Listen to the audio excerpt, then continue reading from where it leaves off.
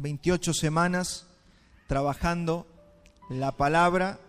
El título para hoy es El yelmo de la salvación y la redención de los escogidos.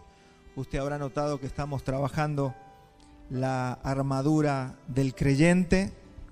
Y vamos a leer el pasaje para introducirnos a lo que venimos leyendo, el pasaje que estamos trabajando, que es Efesios 6:10 al 18. Dice: por lo demás, hermanos míos, fortaleceos en el Señor y en el poder de su fuerza. Vestíos de toda la armadura de Dios para que podáis estar firmes contra las acechanzas del diablo. Porque no tenemos lucha contra sangre y carne, sino contra principados, contra potestades, contra los gobernadores de las tinieblas de este siglo, contra huestes espirituales de maldad en las regiones celestes. Por tanto, tomad toda la armadura de Dios, no una parte, toda, para que podáis resistir en el día malo, y habiendo acabado todo, estad firmes. Estad pues firmes, ceñidos vuestros lomos con la verdad, y vestidos con la coraza de justicia, y calzados los pies con el apresto del evangelio de la paz. Sobre todo tomad el escudo de la fe, con que podáis apagar los dardos de fuego del maligno, y tomad el yelmo de la salvación y la espada del Espíritu, que es la palabra de Dios, orando en todo tiempo con toda oración y súplica en el Espíritu, y velando con ello con toda perseverancia y súplica por todos los santos. A simple manera de repaso, recordaremos que el cinturón de la verdad, que fue el primer elemento que aprendimos, nos habla de estar en Cristo, del ser salvos, nos exhorta a examinarnos si estamos en la verdad. Es la plataforma para poder continuar con esta armadura, que estemos seguros de la salvación, que usted no tenga ninguna duda de que usted ha sido salvado por el Señor. Y si usted no tiene la seguridad de su salvación, usted tiene que trabajar esta realidad. Lo primero que tiene que hacer es rápidamente afirmar, viendo la evidencia de su vida, qué hay en usted, qué hay en su pensamiento. Obsérvese, examínese en el Señor por la palabra de Dios y asegúrese de que usted es salvo. Eso es lo que nos exhorta el Evangelio. Segundo, vimos la coraza de justicia, que nos habla del efecto de la justicia, de la salvación del Señor en forma de justificación, santificación y cuidado para el justo. El Señor dice que al justo le irá bien. Dice que estamos en paz con el Señor, siendo justificados, pero que también hemos sido santificados. Eso tiene que ver con la coraza de justicia. Fíjese cómo se va armando algo precioso en nuestras vidas cuando uno tiene la seguridad de la salvación, cuando uno entiende la justicia de Dios, cómo opera en nosotros. El tercer elemento, el calzado del evangelio de la paz. Recién cantamos una canción nueva alusiva a esto, que es anunciar el evangelio. Nos habla de cómo se debe predicar el evangelio y de cómo nos fortalece y nos hermosea la predicación del evangelio. Mirad cuán hermosos son los pies de aquellos que anuncian la paz. Hay un hermosear del Espíritu en la vida de aquellos que pierden el temor y la vergüenza y hablan del Señor sin tapujos en su boca. Hermano, anímese a hablar del evangelio, no tenga miedo. El Señor dice: no te avergüences de mí. No te avergüences. Y Pablo dice: yo no me avergüenzo del evangelio, porque es poder de Dios. Poder de Dios en todo sentido, y sobre todo poder para tu vida, porque te hermosea, te fortalece, te levanta. Todos hemos experimentado el gozo luego de predicar el evangelio, porque cuando abrimos nuestra boca, hablamos el evangelio, hermano, hay fortaleza, salimos fortalecidos. Eso es fundamental para una vida aquí en la tierra. Cuarto elemento, el escudo de la fe, que nos habla de creer y de la obediencia a la palabra de Dios, y cómo esa obediencia nos va a permitir resistir y apagar todos los dardos del enemigo. Si usted quiere que los dardos del enemigo no le peguen, si usted quiere que los ataques de las tinieblas no lo puedan tocar, como nos promete el evangelio, el maligno no los toca, usted tiene que ser obediente a la palabra. Cuando usted es obediente a lo que Dios nos manda, nosotros estamos cubiertos. Cuando somos desobedientes, es como que estamos sacándonos toda la armadura para recibir todo el daño y todo el ataque, porque la paga del pecado es muerte y destrucción. Y hoy vamos a hablar del yelmo de la salvación, un punto fundamental en el evangelio que predicamos, y traje simplemente para graficarlo allí una imagen, si Multimedia la quiere colocar mientras hago esta introducción, lo que es el yelmo. Cuando Pablo nos habla del yelmo de la salvación, nos está hablando de un casco, ese casco que usaba el soldado, que cubría la cabeza, es decir, lo que es el centro de operaciones de la vida de una persona. Si no nos protegemos, la cabeza puede condicionar nuestra forma de vida de una forma muy grave. Usted puede recibir un espadazo en el brazo, puede recibir un espadazo en la pierna, pero si usted recibe una espada en la cabeza, es muy probable que gran parte de todo nuestro ser sea afectado de una forma muy grave. Si no, también observemos, cualquier enfermedad mental puede dejar fuera de la carrera a cualquier persona.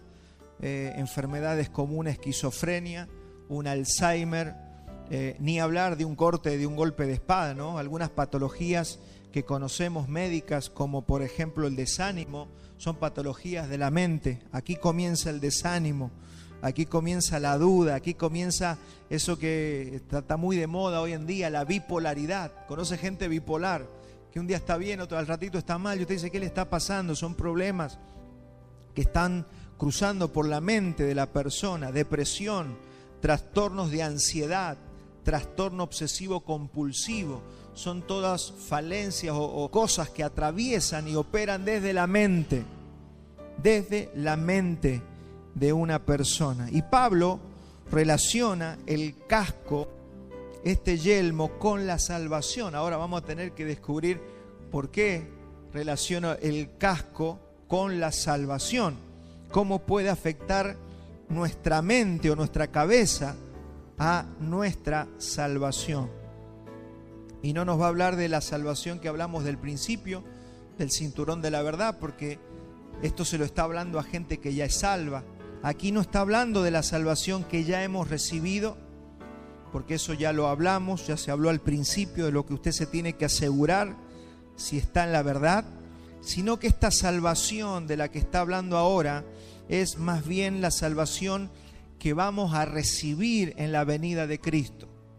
Aquí vamos a hablar de la salvación y la amplitud que tiene la salvación de Dios. Rápidamente, antes de que la mente traicione a alguien, vamos a leer el versículo que sigue, Primera de Pedro 1:5.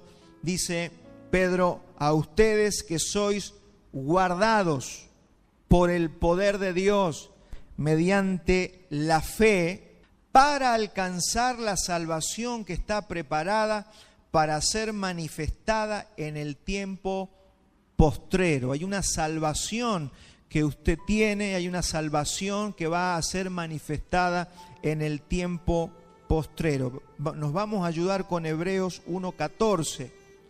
Cuando viene hablando de los ángeles, ahí el autor a la carta a los Hebreos dice: ¿no son todos espíritus ministradores enviados para servicio a favor de los que serán herederos de la salvación? Fíjese cómo acá está hablando de la salvación en un tiempo verbal futuro. Entonces acá se puede confundir. ¿Cómo? Si ya soy salvo, ¿por qué está diciendo que yo voy a ser salvo? Entonces no soy salvo, y ahí puede entrar una confusión. Lo que necesitamos entender es que la salvación es eterna y es una sola. La salvación es eterna, la salvación es una sola, pero en nosotros impacta en pasado, presente y futuro. Esa salvación que es de Dios, esa salvación que es eterna, cuando llega al hombre, opera en pasado, en presente y en futuro. Por lo tanto, el yelmo o el casco de la salvación, que es el tema que vamos a trabajar hoy, tiene que ver con la esperanza de salvación o redención que se nos ha dado, pero que la vamos a recibir. Lo hemos explicado muchas veces, nunca está de más volverlo a explicar, que usted ha sido ya justificado en espíritu, ya la salvación vino a su vida. También tenemos que saber que usted y yo vamos salvando esta alma todos los días. Cada vez que usted se santifica, usted va salvando su alma. Todas las veces que usted rechaza el pecado, todas las veces que usted ayuna, ora, lee la palabra para santificarse, usted está salvando su alma todos los días. Usted deje de orar 1 mes, 2 meses, 3 meses, usted va a ver cómo usted pierde el control de su alma. Usted va a ver cómo su alma se va al pecado, empieza a amar las cosas de este mundo por causa de esa carne que nosotros tenemos. Entonces el alma, como dice, como nos enseña el Evangelio y como deducimos que es lo que nos enseña el Evangelio, usted tiene que salvar su alma todos los días. ¿En qué? En santificación. En santificación. Allí salvamos el alma. Pero también nos dice que esa salvación va a impactar finalmente en este cuerpo que tiene que ser redimido. Usted tiene un cuerpo que se tiene que morir, por eso envejece y se va a morir. Y yo me voy a morir y todos acá dentro de 100 años no vamos a estar en la tierra. Pero sepa una cosa, que se nos ha prometido la salvación también de nuestro cuerpo.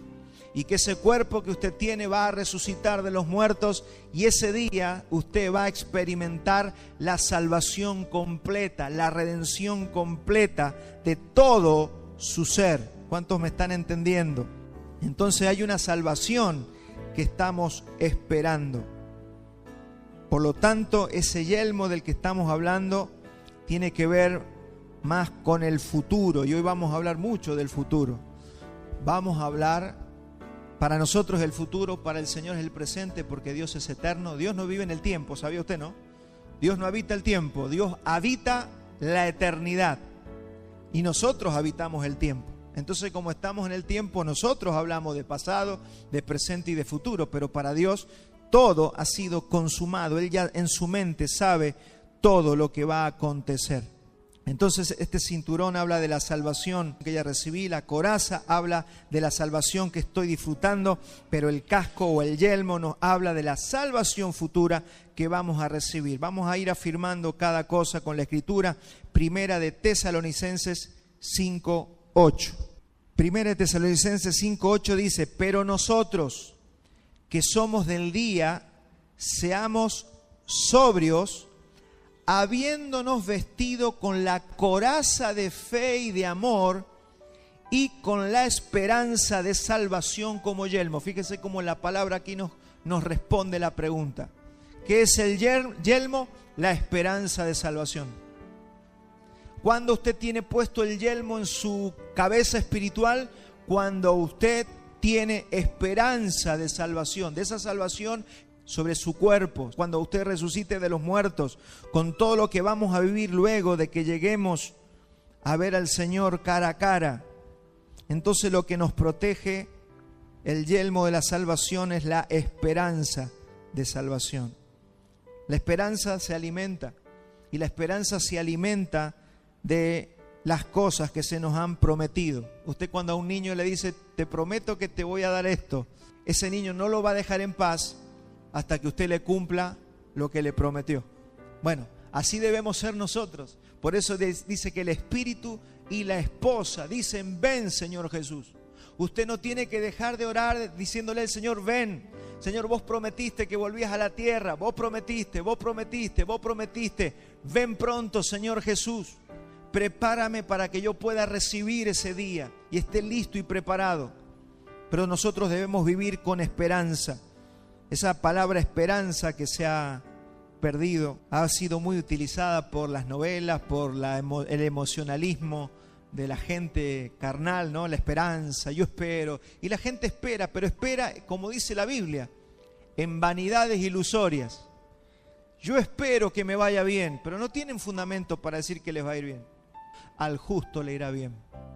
Entonces usted y yo tenemos un fundamento, un ancla firme del alma para poder tener esperanza. No hay nada peor que esperar algo que nunca viene. Imagínense esa gente que espera, espera, espera y nunca va a recibir lo que espera. ¿Por qué? Porque son esperanzas que están en vanidades ilusorias, en ilusiones humanas y vanas. Entonces, la esperanza, como le dije, se alimenta de lo que se nos ha prometido, y la Biblia habla muchísimo de lo que se nos va a dar cuando el Señor Jesucristo nos lleve a su gloria. Yo le hago una pregunta: ¿usted vive esperanzado en esa gloria que va a recibir cuando veamos al Señor cara a cara? Eso tiene que ser un motor para su vida. Nosotros no podemos vivir sin esperanza, porque si vivimos sin esperanza, como vamos a ver en el mensaje, hermanos, estamos perdiendo muchas cosas. Tito 2:13, mire cómo vivían los apóstoles y cómo deben vivir los hijos de Dios. Tito 2:13, aguardando la esperanza bienaventurada y la manifestación gloriosa de nuestro gran Dios y Salvador Jesucristo. Así tenemos que vivir, aguardando la esperanza bienaventurada. ¿Por qué? Porque Él prometió que volverá y Él ha prometido muchas cosas para nosotros. La esperanza bienaventurada nos protege los pensamientos como un casco protege a la cabeza. A ver, si usted es una persona con esperanza, usted se levanta a la mañana con una energía diferente. Cuando no tenemos esperanza, no tenemos por qué levantarnos, no tenemos motivación para nada, porque no hay esperanza. Pero fíjese, la desesperanza desanima. Cuando no tenemos esperanza, nos aplasta la vida, nos paraliza, nos hace improductivos. No nos importa si somos productivos o no. Eso pasa cuando perdimos la esperanza. Y entiéndase esperanza con lo que el Señor nos ha prometido para esperar, no de lo que yo tengo ganas. Es lo que el Señor, por eso es la esperanza bienaventurada. Lo que Él ha prometido que nos hace feliz, eso es bienaventurado. Bienaventurados, felices significa. La esperanza bienaventurada es la esperanza que nos hace o que nos genera felicidad. Pero cuando nos levantamos, fíjese, con planes, sabiendo que ese día tenemos una agenda, hay algo que hacer, que ese trabajo lo tenemos que hacer, o hay tareas que van a tener recompensa, entonces eso nos hace estar animados. Tenemos ganas de levantarnos, ganas de vivir. Vio que a veces el ser humano se levanta y hace las cosas en automático, no tiene ganas de nada, pero hace todo lo que tiene que hacer, porque si no lo echan del trabajo, porque si no los hijos no comen. Pero hermano, eso no es vida. Eso no es vida. Nosotros debemos levantarnos cada día con la esperanza bienaventurada que nos ha dado el Señor. Por eso este mensaje nos va a animar. Por eso el ánimo que da el Señor no es la motivación que dan los motivadores. La motivación que nos da el Señor está basado en promesa y en una esperanza bienaventurada que el Señor nos ha dado. Hermanos, esto es maravilloso, porque esto va a hacer que si no tenías esperanza, empieces a tener esperanza y a movilizar tu vida que no se estaba movilizando. Cuando uno sabe que el trabajo que hace va a tener recompensa y va a tener una recompensa generosa, ese trabajo es hecho con mayor ánimo. Dígame si a usted tiene, mire, cuando nos pagan poquito en el trabajo, la verdad que lo hacemos, pero decimos, sí, pero nos pagan tan poco. Pero cuando te aumentan el sueldo, decime si no te anima. Claro que te anima, porque te van a dar una recompensa conforme a la tarea que estás realizando. Hermano, es así, eso es normal, porque a veces somos, no, yo lo hago todo desinteresado. No, no es así. El Señor, ya lo vamos a ver, el Señor quiere que usted espere la recompensa. Y hacemos el trabajo con mayor amor, con mayor diligencia, con mayor responsabilidad, porque hay una motivación especial. Usted necesita la motivación. Yo no estoy en contra de la motivación. Yo estoy en contra de la motivación carnal, de esa que hablan los motivadores actuales. Esa es la motivación que no sirve para nada. Nosotros hablamos de una motivación que viene por las promesas que el Señor nos ha hecho, por todo lo que el Señor ha dicho que va a hacer con nosotros el día de su venida, aunque hoy nos toque pasar por alguna aflicción. Traslade eso a la vida espiritual. Imagínese una persona que no espera nada luego de la muerte. ¿Cómo va a ser su vida? Yo he hablado con personas, así me dijo una persona, si yo me pudiera pegar un tiro, me pegaría un tiro. Un hombre grande, lamentablemente, no tiene esperanza, por supuesto, no rechaza al Señor, no lo conoce. Viven sin esperanza, ¿no? Viven porque respiran. Eso no es vida, mi hermano, están muertos en vida. Imagínese, eso pasa en la vida de muchísima gente en este mundo, que no te lo van a decir, pero tienen esa forma de vivir. Imagínense creyentes viviendo solamente para lo que hay aquí en la tierra. No, yo lo tengo al Señor Jesús y Él es para mi trabajo, es para comer, es para lo que voy a vivir el mes que viene, es para la casa que quiero construir. ¿Se imagina tener a Jesús solamente para eso? Hay gente que busca a Dios solamente por esas cosas. Hay creyentes que viven sin saber que un día van a enfrentar, por ejemplo, el tribunal de Cristo y van a tener que rendir cuenta. No viven conscientes de eso. Por eso son malos, son peleadores, son discutidores, son groseros.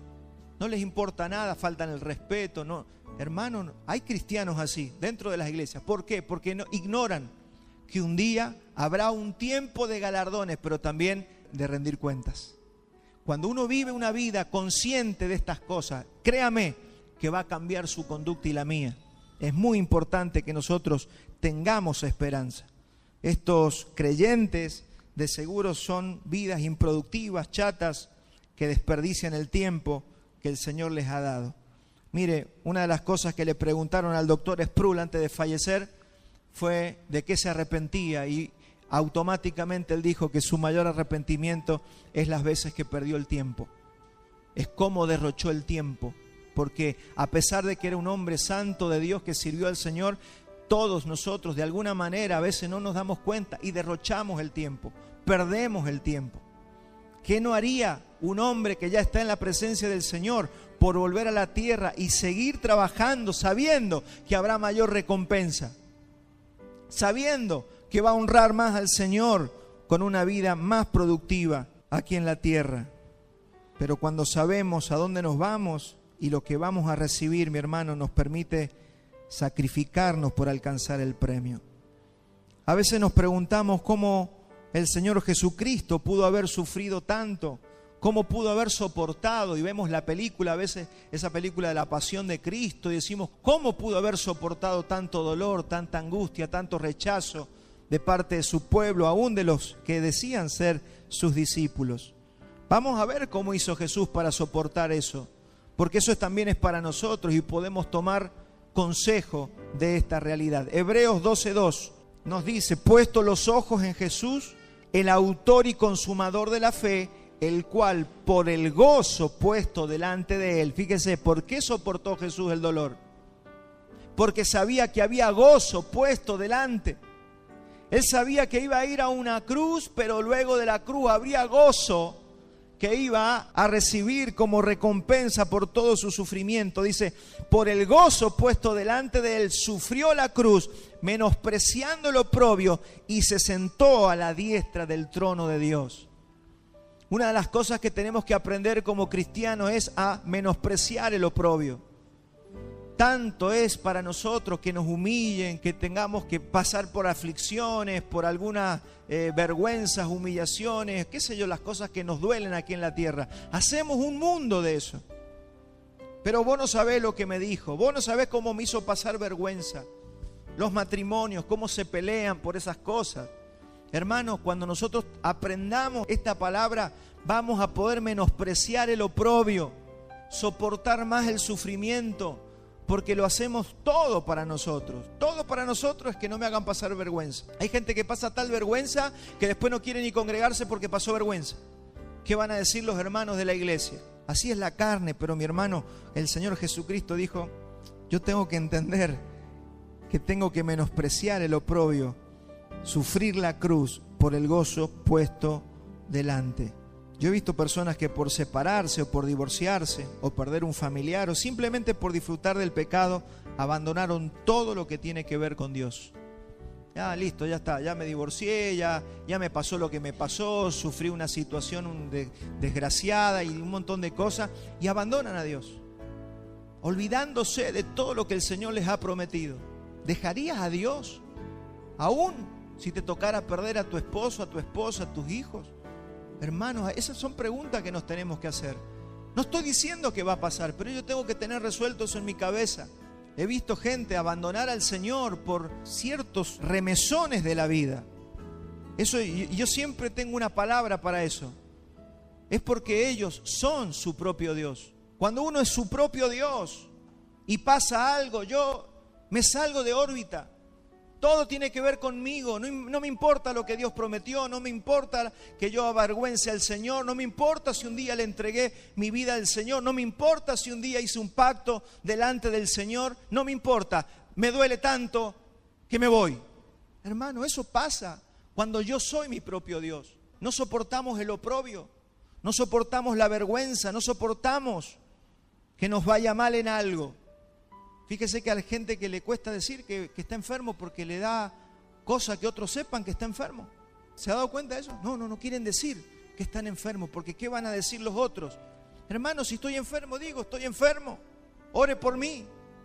Pero hay un orgullo, hay un ego tan grande dentro de nosotros que no queremos decir muchas veces lo que nos pasa. Mire lo que dice Pablo en Filipenses 3:3. Hermanos, yo mismo no pretendo haberlo ya alcanzado. Este es Pablo, Dice, pero una cosa hago, olvidando ciertamente lo que queda atrás y extendiéndome a lo que está adelante, prosigo a la meta, al premio del supremo llamamiento de Dios en Cristo Jesús. Hay un premio. Usted tiene que despertar a esta verdad. Hay un premio para nuestra carrera. No es que solamente te van a decir, bien, viviste en santidad, qué bueno, pase, ahora es salvo, ahí tiene una nube y un arpa. No, eso es mitología cristiana. Hay premio, dice el Señor, y si Dios dice que tenés premio, no nos podemos imaginar cuál es ese premio. Pero que va a ser bueno, va a ser bueno. Usted no tiene ese familiar que cada vez que le hace un regalo es un regalazo, ¿no? Está el que siempre te regala calzoncillos o media, pero está el que te trae un regalo que vos decís, cuando me regala algo, trae algo lindo. Bueno, eso, hermano, así es Dios. Dios cuando te da premio, te da lo mejor por la eternidad, así que prepárese. No hay mucha evidencia en la Biblia de los detallitos, pero que el Señor dice por los profetas del Antiguo Testamento que Él ha preparado cosas preciosas para nosotros. Oh, hermano, si ahí lo dice, yo sé los pensamientos que tengo acerca de vosotros. Yo he preparado cosas que ojo no vio ni oído oyó para aquellos que me aman, dice el Señor. Así que imagínese, prepárese para ese día. Corra la carrera para ese día. Prosiga a la meta, al premio del supremo llamamiento de Dios en Cristo Jesús. Y mire Apocalipsis 3:11, dice, aquí yo vengo pronto. Retén lo que tienes para que ninguno tome tu corona. ¿Sabía usted que alguien le puede robar la corona? No robar, se la van a dar a otro. Si usted no corre bien la carrera, su corona se la van a dar a otro. Esa corona no es de salvación, porque usted ya es salvo. Pero hay una corona. Las coronas me hablan de autoridad, la corona me habla de honra. Dice el Señor que nos va a dar una corona. Dice, corre la vida cristiana de tal manera que no se la den a otro. Porque si usted no corre bien la carrera, usted podrá ser salvo, pero el Señor dice, pero que no te mereces la corona de gloria. No te la mereces. Te salvé, te llamé a mi reino, viviste en tus deleites, viviste para vos mismo, viviste pensando en las cosas de la tierra, nunca predicaste mi palabra, siempre te avergonzaste de mí. Nunca luchaste contra el pecado, nunca te quisiste santificar. Y el Señor dice, está bien, yo te salvé, pero hay recompensas que se pueden perder en el camino. Y el Señor dice, yo vengo pronto. Hay un premio, mi hermano, hay una corona y hay un gozo puesto delante. Hay un premio, hay una corona y hay un gozo puesto delante. Y tenemos que conocer estas cosas para vivir animados. Esto es lo que a usted lo va a animar. Usted no necesita un motivador de los modernos. Usted necesita la palabra de Dios que lo motive para vivir todos los días. Uno de los mayores flagelos de los cristianos es que fíjese que en los primeros años viven remotivados. Le predican a todo el mundo. Están en lo que ellos llaman el primer amor. Están reenamorados del Señor. Y van pasando los años y se les va apagando el amor. Y ya no predican. Y ya les da vergüenza. Claro, el Señor los sanó, el Señor los rescató, el Señor los posicionó. Ahora tienen una vida amplia, más ancha. Antes estaban oprimidos por los demonios, oprimidos por la maldición. Ahora están libres, pero ¿sabe qué? Se olvidan del Señor y empiezan a vivir para ellos mismos. Por eso le dice a las iglesias en Apocalipsis, tengo algo contra ti. Has perdido tu primer amor. Te has olvidado de esa vida que tenías al principio. Hermano, a eso se refiere el yelmo de la salvación. Es por eso que el yelmo de la salvación cubre nuestra mente. El casco viene a cubrir tus pensamientos, cubre nuestros pensamientos del desánimo, de la duda, que nos recuerda que hay una recompensa. Hebreos 11:6 dice: pero sin fe es imposible agradar a Dios, porque es necesario que el que se acerca a Dios crea que le hay y que es galardonador de los que le buscan. Es decir, el Señor es recompensador. El Señor te va a dar una recompensa. Amados, nunca se olvide, y es para esto que necesitamos la esperanza. Hoy nosotros muchas veces hemos tenido un mensaje desbalanceado. ¿Se ha dado cuenta que se habla más de fe que de esperanza? Siempre se habla más de fe que de esperanza, pero hay un desbalance. La fe y la esperanza tienen que caminar juntas. Necesitamos darle importancia a la esperanza, porque no es la esperanza de los hombres de este mundo, es la esperanza de la que habla el Evangelio, una esperanza que nos da un equilibrio emocional. En Colosenses 1:23 dice: si en verdad permanecéis fundados y firmes en la fe, fíjese, acá está, si en verdad permanecéis fundados y firmes en la fe, y sin movernos de la esperanza del Evangelio que habéis oído. Ahí fíjese cómo la fe y la esperanza van juntas. Ninguna palabra que escribe, que está en el Evangelio, está para rellenar. Es perfecta, la palabra es inerrante. Hemos aprendido la inerrancia de las Escrituras. Todo lo que Dios escribió, se escribió para nuestro crecimiento, para nuestra sabiduría, para nuestra instrucción. Y Pablo le dice a los colosenses: fundados y firmes en la fe y sin moverse de la esperanza del Evangelio que habéis oído. El Evangelio que usted oye te habla de esperanza. Yo creo que el gran problema que tenemos hoy es que todos oyen el Evangelio para que le vaya bien hoy y mañana. No, yo oigo el Evangelio y la gente va a las iglesias a borbotones para ver cómo le va bien hoy, cómo le va bien el mes que viene, a ver si consigue trabajo, a ver si se le sana el familiar. Pero mi hermano, no es para lo único que podemos utilizar el Evangelio. Fundados y firmes en la fe y sin movernos de la esperanza del Evangelio. Entonces, mi hermano, añade esperanza a su vida a través de conocer ¿qué? Las promesas. ¿Cómo le meto esperanza a mi vida? ¿Qué prometió el Señor? ¿Qué nos ha prometido? En eso espero, en eso camino. Eso es mi objetivo, ahí voy a llegar. Dice el Evangelio que este nuevo pacto en el que estamos es un pacto sobre mejores promesas. Una cosa eran las promesas del Antiguo Testamento para los israelitas, otra cosa son las promesas para nosotros bajo el nuevo pacto. Este pacto tiene mejores promesas. Mire los beneficios de la esperanza, 1 de Juan 3:3. Y todo aquel que tiene esta esperanza en Él se purifica a sí mismo como Él es puro. Sabe que cuando tenemos esperanza nos santificamos, porque sabemos. Usted cuando va a ir a un casamiento, va a ir a un cumpleaños, a visitar a alguien, usted se baña, se arregla, se pone una ropita limpia. ¿Por qué? Porque usted se va a ir a presentar frente a hermanos, a personas, a familiares. Bueno, imagínese que saber que un día nos vamos a presentar delante del Señor, y la Biblia hace esta misma comparación. ¿Con qué vestiduras te vas a presentar? Dice que las vestiduras de lino fino son las acciones justas de los santos. Mire la importancia de tener una vida de obra también delante del Señor.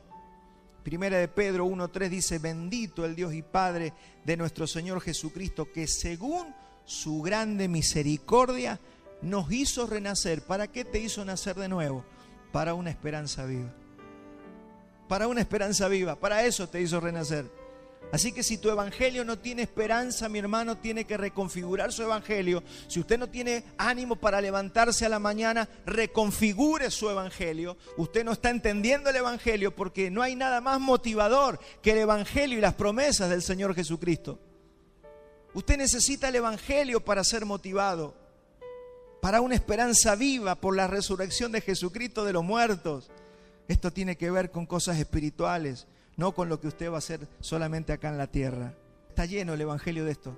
Esto es abrumadora. La evidencia del evangelio es abrumadora. Hebreos 10:23. Mantengamos firmes sin fluctuar la profesión de nuestra esperanza, porque fiel es el que prometió.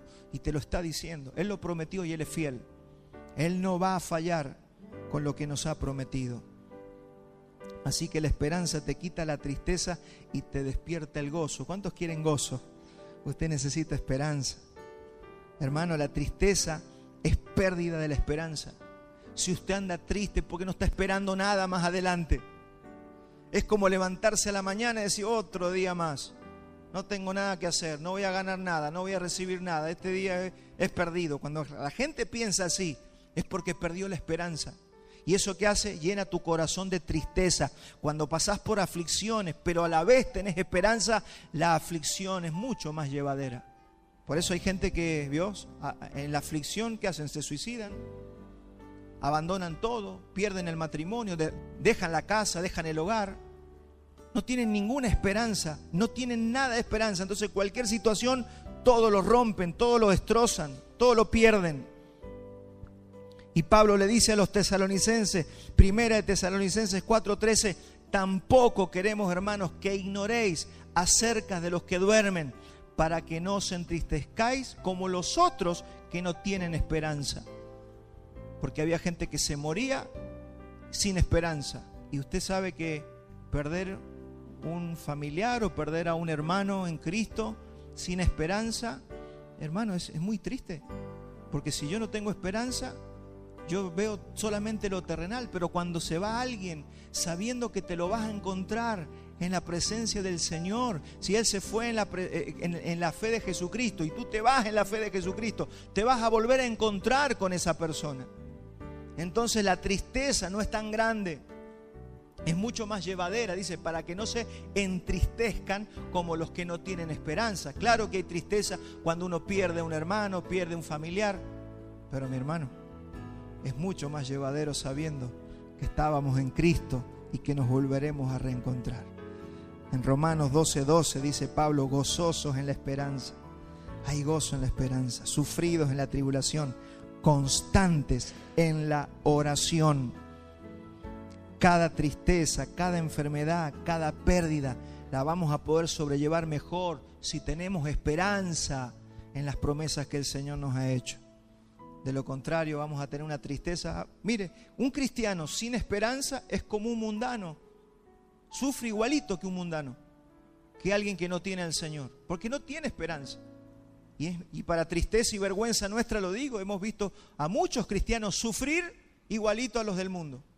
Pero también hemos visto, y yo me gozaba porque nuestra hermana Lita, que le tienen que hacer una cirugía a corazón abierto porque está dañada algunas de sus arterias, mi hermano, pero usted le escucha hablar a Lita, está llena de gozo, y usted dice, ¿cómo puede ser? Yo te estaría tiritando, y Lita te habla con el gozo y la esperanza, sabiendo que tiene a su Señor, sabiendo que si parte de esta tierra, no me hizo falta ministrarla, mire, con eso le digo todo, hablando por teléfono con ella, no me hizo falta ministrarla, yo le iba a decir, sí, porque el Señor es soberano. Ella ya sabe que el Señor es soberano, ella está clara en lo que espera, ella sabe que si parte de esta tierra estará con el Señor, y sabe que si se queda en esta tierra es por la soberanía del Señor Jesucristo. Entonces, mi hermano, fíjese lo que es una persona que tiene esperanza.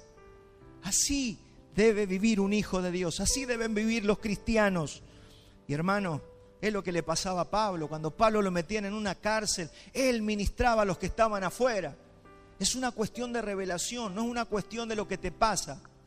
No es una cuestión de que a vos no te pase nunca nada, es una cuestión de la revelación y de la esperanza que tienes en Cristo Jesús por el Evangelio que has entendido y que has creído.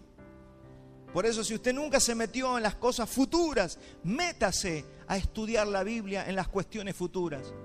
Cuando conocí al Señor, el primer libro que estudié fue Apocalipsis. Yo me quedé sorprendido, pero ¿sabe qué? Ahora me doy cuenta para qué me sirvió. Me llenó de esperanza. Empecé a ver que un día rendiríamos cuenta que todo esto que vemos no va a quedar así, que el Señor va a volver a la tierra, que Él va a gobernar las naciones de la tierra y dice que nosotros vamos a gobernar con Él.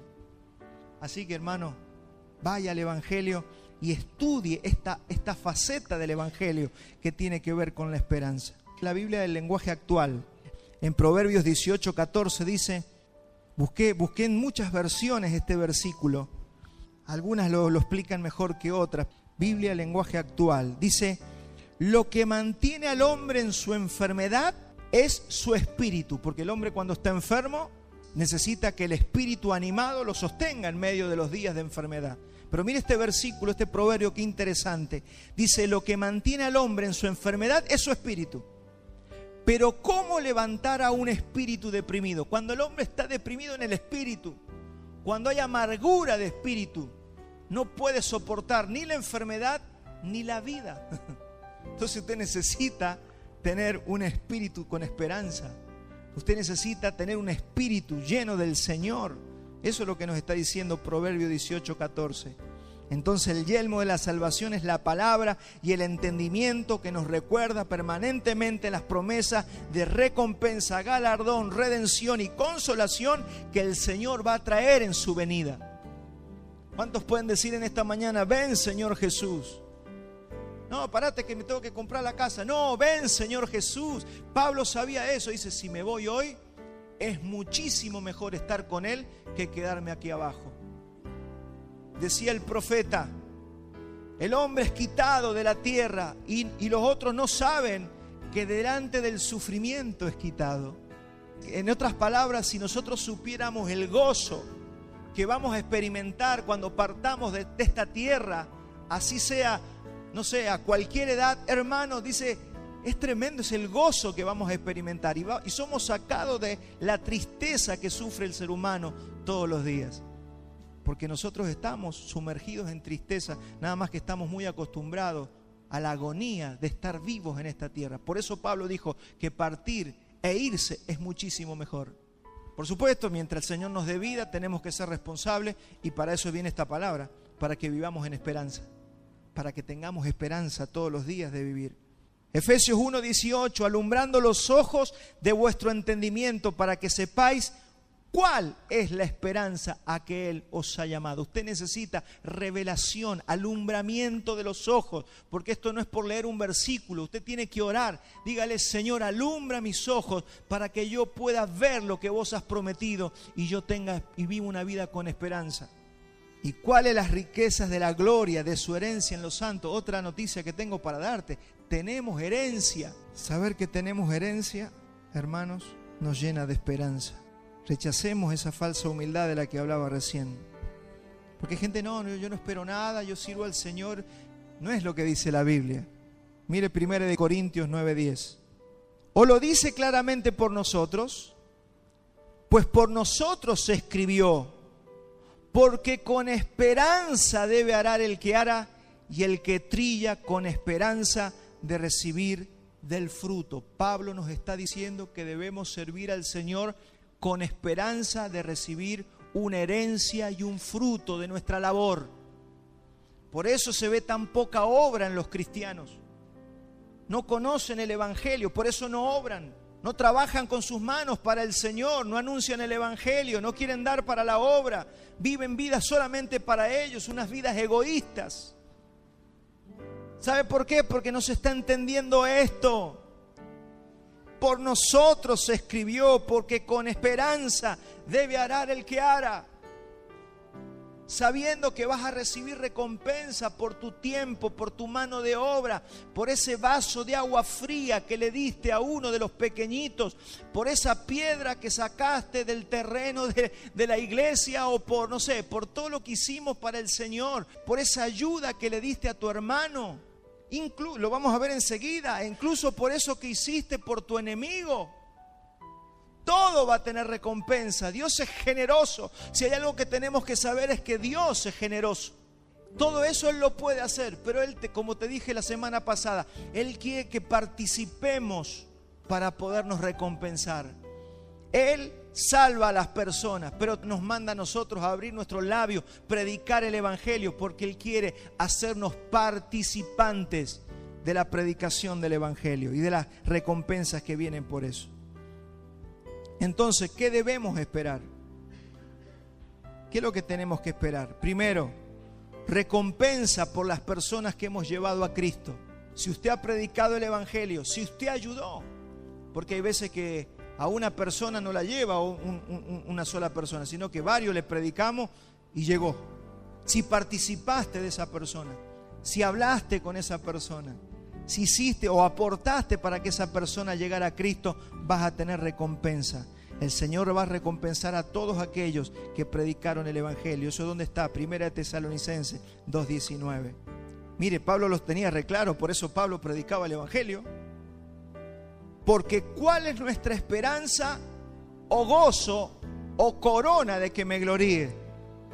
¿No lo sois vosotros delante de nuestro Señor Jesucristo en su venida? Pablo decía, ustedes son mi corona, ustedes son mi gozo. No solamente porque ustedes se van a salvar, sino porque el día que ustedes sean presentados delante del Señor, yo recibiré la corona de justicia. Para todos los que predicaron y anunciaron el Evangelio, cada palabra, cada sabiduría que impartimos, cada vez que anunciamos las buenas nuevas y aportamos para que otro llegara a Cristo, va a ser recompensado. Salmo 58, 11, entonces dirá el hombre, ciertamente hay galardón para el justo, ciertamente hay Dios que juzga en la tierra.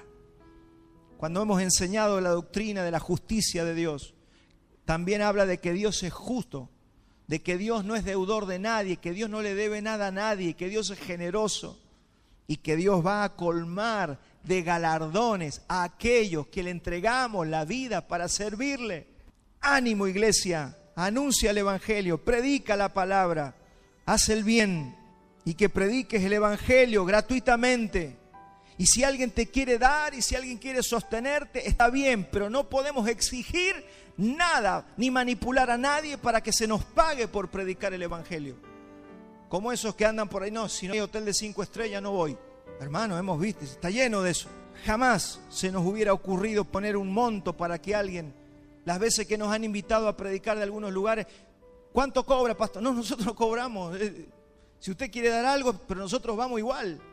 Eso es para entender que nosotros no podemos manipular a nadie, sabiendo que el Señor es recompensador y galardonador de aquellos que le sirven. Y si no te dan allí, te dará por otro lado. Pero el Señor dice, el siervo es digno de su salario. El Señor sostiene a quienes le sirven. Y Dios te va a sostener porque le servís, porque eres un hijo obediente. Hermano, hay abundancia para los que aman al Señor y le sirven. Otro punto, recompensa por cada sufrimiento que atravesemos por causa de Cristo. Hay recompensa por los sufrimientos. ¿Sabía eso? No, pero yo estoy cansado de sufrir. Usted no sabe, pastor, lo que a mí me pasa, y esto que yo vivo en mi casa, y lo que vivo con mis hijos, y lo que vivo con mi esposo, con todas las situaciones de la vida. Mateo 5:12, gozaos y alegraos, porque vuestro galardón es grande en los cielos, porque así persiguieron a los profetas que fueron antes de vosotros. Hermanos, si te persiguen, si tienes un esposo incrédulo que le hace la vida imposible a la mujer, o si tiene al revés, o tiene hijos incrédulos que le hacen la vida imposible a los padres, o padres incrédulos que le hacen la vida imposible a los hijos, o te pasan el trabajo, o se burlan de vos, eso tiene recompensa.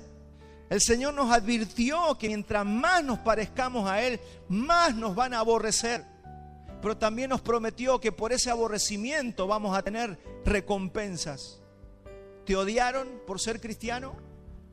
¿Te odian? ¿Te rechazan? Hermano, todo eso tiene recompensa. 2 Timoteo 3:12. Y también todos los que quieren vivir piadosamente en Cristo Jesús padecerán persecución. ¿Sabe lo que pasa? Es que hoy hay un evangelio para no ser perseguidos. Cuando usted empieza a escuchar ese evangelio que nosotros estamos atacando, muchos estamos atacando, un evangelio mentiroso, que es un evangelio que le han echado agua, es un evangelio que hace sentir bien a todo el mundo, que no habla de pecado y de arrepentimiento, que solo habla de motivación. ¿Sabe para qué es ese evangelio? Para que nadie sea perseguido. Jesús dijo, van a ser perseguidos. Pasa que la mayoría no está queriendo, parece, ese evangelio. No importa, yo sé que habrá recompensa, porque también dice el evangelio que los cobardes no heredarán el reino de Dios. ¿Y sabe qué es ser cobarde? Quedarse callado para que nadie le diga nada y lo persiga, para que nadie lo avergüence, para que nadie le haga daño. Entonces, cada obra de bien que nosotros le hagamos a los discípulos va a tener una recompensa. Incluso, como le dije recién, si se lo hacemos a nuestros enemigos. Lucas 6:35. Amad pues a vuestros enemigos y haced el bien y prestad, no esperando de ello nada, y será vuestro galardón grande. Mire qué tremendo, nuestra recompensa va a ser grande. Y seréis hijos del Altísimo, porque Él es benigno para todos los ingratos y malos. Le dice eso porque vos y yo tenemos que ser como Él. Él es bueno para con los malos. Usted ha visto que le hace salir el sol a los malos también. No sale el sol solamente para los buenos, sale para todos.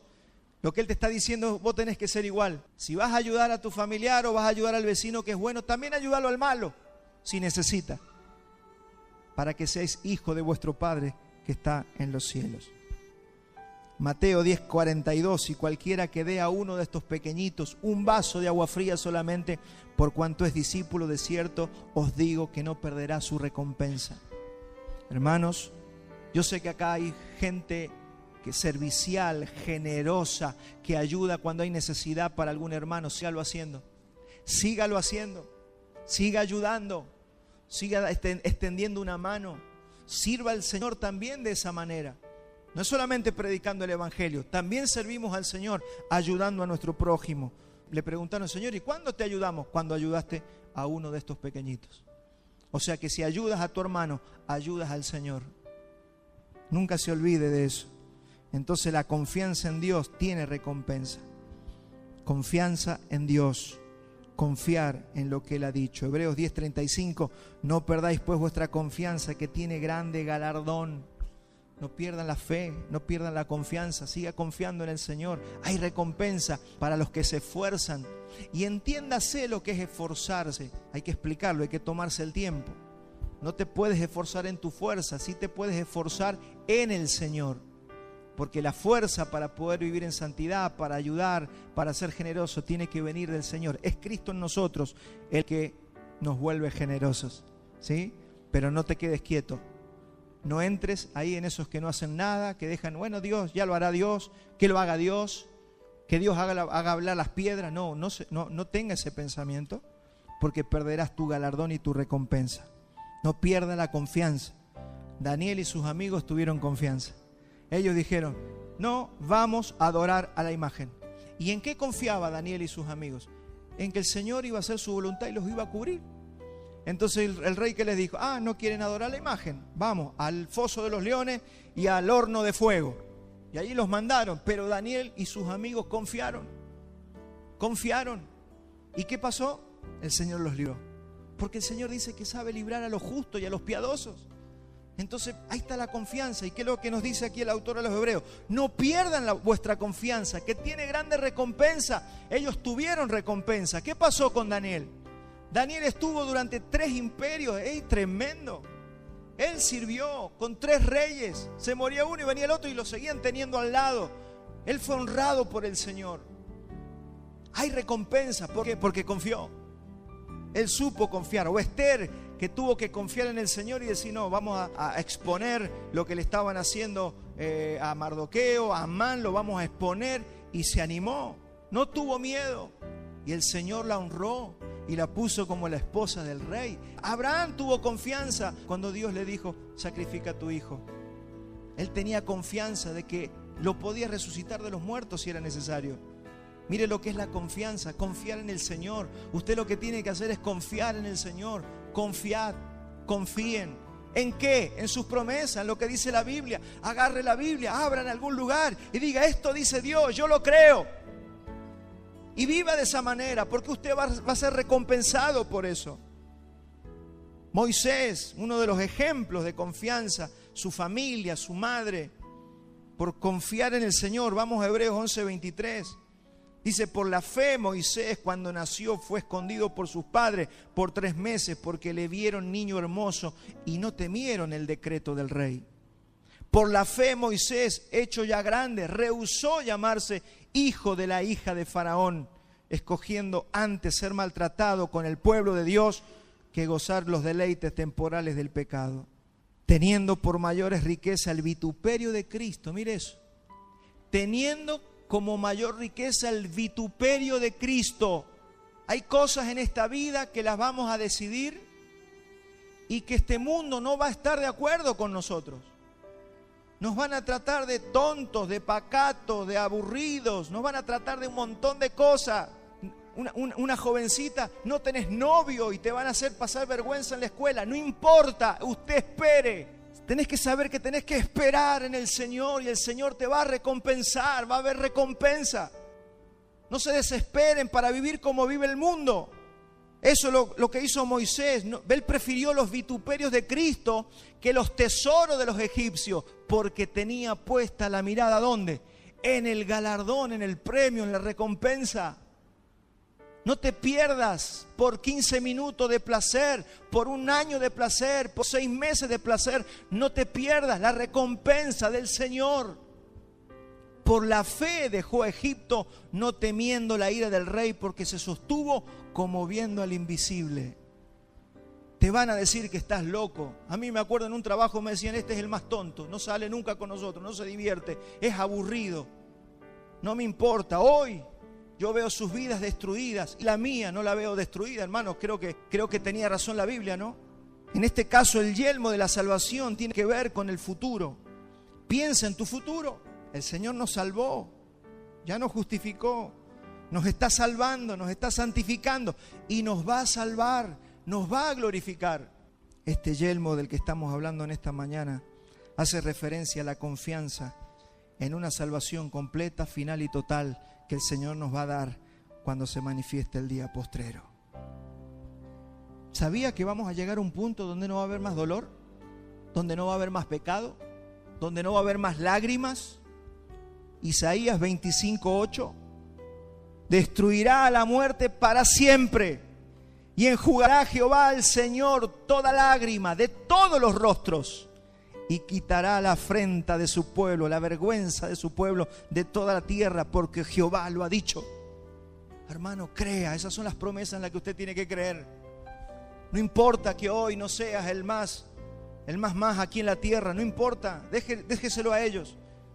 Dice el salmista, su porción la tienen en esta tierra. Su porción la tienen en esta tierra. Tu porción no puede ser solamente lo que ves. Mi porción está en los cielos. El pedazo de pastel que yo quiero no está en la tierra. Aunque si acá hay algo, dice el Señor, coman. Pero la verdadera porción, lo que vos has elegido, está en los cielos. No se puede ver. Es un galardón que el Señor te va a dar. Apocalipsis 21:4: enjugará Dios toda lágrima de todos los ojos de ellos y ya no habrá muerte. Hermano, ya no habrá muerte, ni habrá más llanto, ni clamor, ni dolor, porque las primeras cosas pasaron. ¿Se imagina una vida sin pecado, una eternidad sin pecado?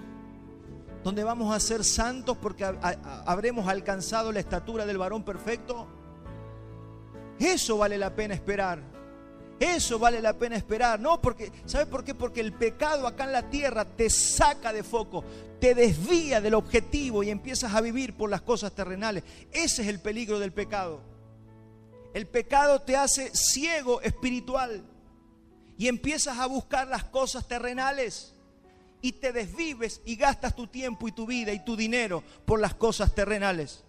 No habrá muerte, no habrá pecado, porque la muerte, que es un espíritu, habrá sido echada al lago de fuego y azufre, junto con el diablo, el falso profeta y todos los incrédulos que serán echados en ese lago de fuego. No habrá dolor, no habrá angustia. Por eso los sufrimientos que pasamos en la actualidad, la incomodidad, podemos pasar por pobreza, sí, por enfermedad, sí, por muerte, sí, por dolor, por persecución. Tenemos que abordar todo eso con esperanza, basados en las promesas del Señor.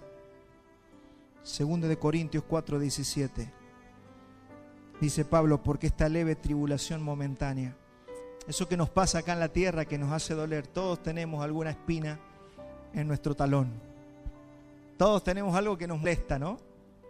Alguna situación que estamos viviendo. Alguna cosa que nos trae intranquilidad y nos trae molestia. Dice, pero esta leve tribulación momentánea pertenece al tiempo, no a la eternidad. No vas a vivir eternamente con ese sufrimiento. He conocido cristianos en sillas de rueda. He conocido cristianos con enfermedades. Tenemos que saber que esa tribulación es momentánea. Hay cristianos que han perdido seres queridos. Tienen que saber que ese dolor es momentáneo. y produce en nosotros un cada vez más excelente y eterno peso de gloria. Él sabe por qué tenemos que pasar por algún sufrimiento. Viene sufrimiento porque necesitamos ser movilizados por el Señor, disciplinados por el Señor, dirigidos por el Señor. Y Él lo tiene que hacer muchas veces por medio de cosas dolorosas. Otra cosa que tenemos que saber es que la palabra dice que vamos a ser semejante al Señor. Primera de Juan 3:2. Amados, ahora somos hijos de Dios y aún no se ha manifestado lo que hemos de ser. Mire, si esto no le da esperanza, aún no se ha manifestado lo que hemos de ser.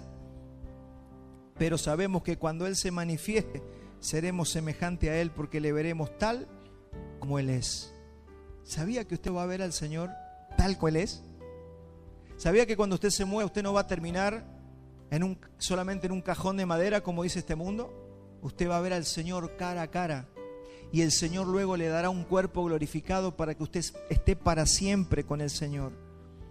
Si no me cree, vamos a Primera de Pedro 1:3. Dice: bendito el Dios y Padre de nuestro Señor Jesucristo, que según su grande misericordia nos hizo renacer para una esperanza viva, para la resurrección de Jesucristo de los muertos, para una herencia incorruptible, incontaminada, inmarcesible, reservada en los cielos para vosotros, que sois guardados por el poder de Dios mediante la fe, para alcanzar la salvación que está preparada para ser manifestada en el tiempo postrero. Hermanos, con esto tenemos que vivir todos los días de nuestra vida. Ese es el yelmo colocado que necesitamos tener. Es saber que lo que vivimos en la tierra no es lo más importante. Así se coloca el casco. Pastor, ¿cómo me coloco el casco, el yelmo de la salvación? Sabiendo que lo que vivimos en la tierra no es lo más importante. Miren, busqué 1 Corintios 15:19 en la Biblia de las Américas. Este sí es la Biblia de las Américas. Dice: y si hemos esperado en Cristo para esta vida solamente, somos de todos los hombres los más dignos de lástima. ¿Qué hay que tener con un cristiano que solamente tiene a Cristo para las cosas de la tierra? Lástima. No está viviendo, no tiene felicidad, no tiene gozo, no tiene esperanza, no tiene alegría, no tiene nada, porque vive con los problemas de la tierra, nada más. Y en la Biblia, el lenguaje sencillo, dice: si nuestra esperanza es que Cristo nos ayude solamente en esta vida, no hay nadie más digno de lástima que nosotros. Es lastimoso vivir para tener al Señor para que nos vaya bien acá en la tierra. Usted tiene que estar pensando en la eternidad, que tenemos herencia, que nuestra esperanza está en los cielos, que nuestra esperanza es la resurrección de los muertos y un cuerpo glorificado, y que nuestra esperanza es que estaremos con el Señor para siempre. Primera Tesalonicenses 4:17. Luego nosotros, los que vivimos, los que hayamos quedado, seremos arrebatados juntamente con ellos en las nubes para recibir al Señor en el aire, y así estaremos siempre con el Señor. De una o de otra manera estaremos con el Señor para siempre. Y encima dice que después vendremos a la tierra y vamos a reinar con Él. Mire todo lo que hay. Apocalipsis 5:10: y nos ha hecho para nuestro Dios reyes y sacerdotes y reinaremos sobre la tierra. Hermanos, cuando tenemos una meta, nos preparamos y nos santificamos. Nos vamos a santificar porque tenemos esperanza. Así que el yelmo de la salvación en esta armadura es un entendimiento de la salvación futura. Yo sé que muchos teníamos una vaga idea, pero es bueno que usted investigue en la Escritura, se meta, se sumerja en la Escritura, a ver lo que el Señor tiene preparado para un creyente verdadero. Y mire los beneficios. Esto está lleno de beneficios. Hebreos 6:18: para que por dos cosas inmutables, en las cuales es imposible que Dios mienta, tengamos un fortísimo consuelo los que hemos acudido para asirnos de la esperanza puesta delante de nosotros. ¿Cuántos de ustedes ya se agarraron de la esperanza puesta delante? Si no lo habías hecho, lo tenés que hacer hoy. Te tenés que abrazar de esa esperanza, porque eso va a cambiar tu vida, la cual tenemos como segura y firme ancla del alma. Por eso el alma, cuando no está aferrada a la esperanza que nos da el Evangelio, es un alma que se va para todos lados. Cualquier cosita que te seduce te lleva. Pero cuando usted tiene una promesa firme y clara del Señor y usted vive en esperanza porque conoce el Evangelio, usted no tranza con ninguna cosa que se le aparezca en esta vida. Son pensamientos que buscan que usted sea descalificado y pierda el premio. ¿Se imagina perder el premio por descuidados? Que estemos frente al Señor y te diga, sí, está bien, sos salvo, pero no tenés corona, no tenés recompensa, no tenés nada. Una reprensión hay para vos. Debe ser horrible. Debe ser horrible, hermano. Yo creo en mi doctrina, creo que no solamente vamos a perder recompensa, creo que va a haber reprensión para aquellos que se dedicaron a pecar siendo cristianos. Muchos creyentes no saben que pueden perder el galardón. Ellos creen que son salvos y ya está, eso lo incluye todo. No es todo, no es all inclusive, no está todo incluido. Entonces cuando usted es salvo, justificado por la gracia del Señor, claro que sí. Pero el Señor dijo, vas a ser juzgado por tus obras como cristiano. Por eso dice que un vaso de agua tendrá recompensa. Si no das el vaso de agua, no hay recompensa. Necesitas hacer obras, servir al Señor y vivir en esperanza todo el tiempo. Por eso Satanás tira los dardos inflamados, para hacerte perder la recompensa. Él quiere hacer el mayor daño posible. Ya no puede tocar tu salvación, pero puede tocar tu corona. El objetivo de Satanás es que se apague el espíritu, que dejemos de predicar, que dejemos de vivir en santidad, que dejes de servir al Señor, que dejes el primer amor. Ese es el objetivo del diablo. Mire cuando se está por morir Pablo lo que dice en 2 Timoteo 4:7. He peleado la buena batalla. ¿Cuántos pueden decir que la están peleando? No, pero no que la estoy peleando en lo laboral. No, estoy peleando la buena batalla de la fe.